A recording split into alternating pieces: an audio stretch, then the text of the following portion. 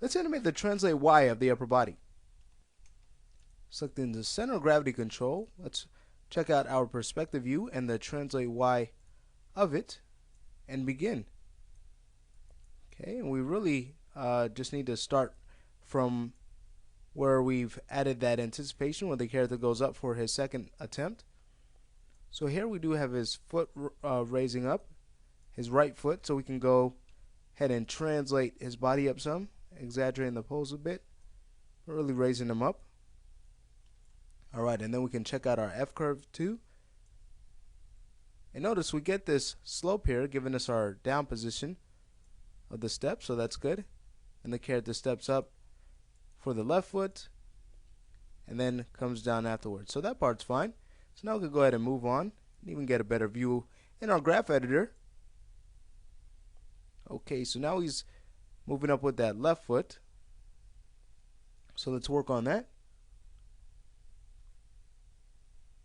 What we can do here is on frame 112, let's have him translate up a little bit there. Okay, and notice the weird tangency we're getting right now in this area. Okay, we don't want tangency like that, so the way to fix this is to simply select this key on frame 110, and once it's selected, we'll give it free tangent weight and also break its tangent handle. We just want to move this right half. So with it selected, let's hold shift and middle mouse button click and drag to the right until we fix the flow of the F curve. Great, so now that's much better. And we do have our right foot locking up a bit, but we'll get to that later on. Okay, so now the character is moving down, and he pretty much plants his foot a bit early on, around frame 30 or 130, 131, around there. So let's actually take this key on 136 and move it down to 131. Okay, and to show some weight here, what we can do is just take this left half and bring it up. So we get this type of arc in our curve. Great. So now we get a better feeling of a step. So he moves back.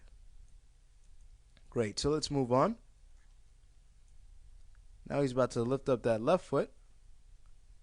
So let's have him do that on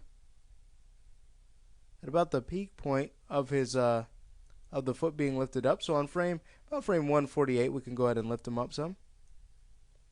Okay, and here we run into another situation of a weird bend in our tangency. So we could just take this right half of the tangent handle and bring it in just slightly.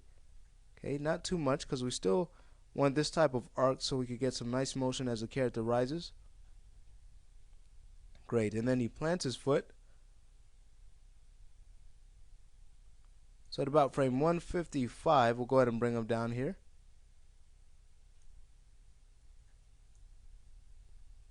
Okay, then we could adjust our tangency, select this key, break it, and bring up the left half for weight. Alright, so now we move on to our last step. Character rises, and actually that looks pretty good. So he's moving up already with this key on frame 162, and then this is where he really rises, where he steps up, so that's fine. Great. So with these things done, let's go ahead and render off a play blast or two and just see how our translate Y is looking. How about from this view here? Here it is.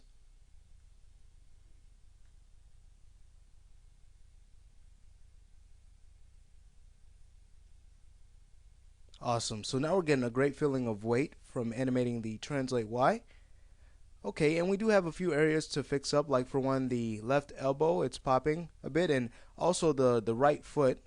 If we go ahead and check out another play blast, okay, we can see that focusing on more on the right foot kind of locks up. Let's go ahead and render from here. Here it is.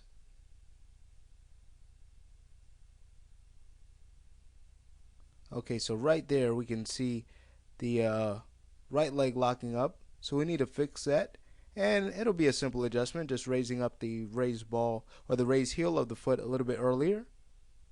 Okay, and then so what we're going to do is just move on to the next lesson where we'll make those quick fixes on the left shoulder and also on the right leg.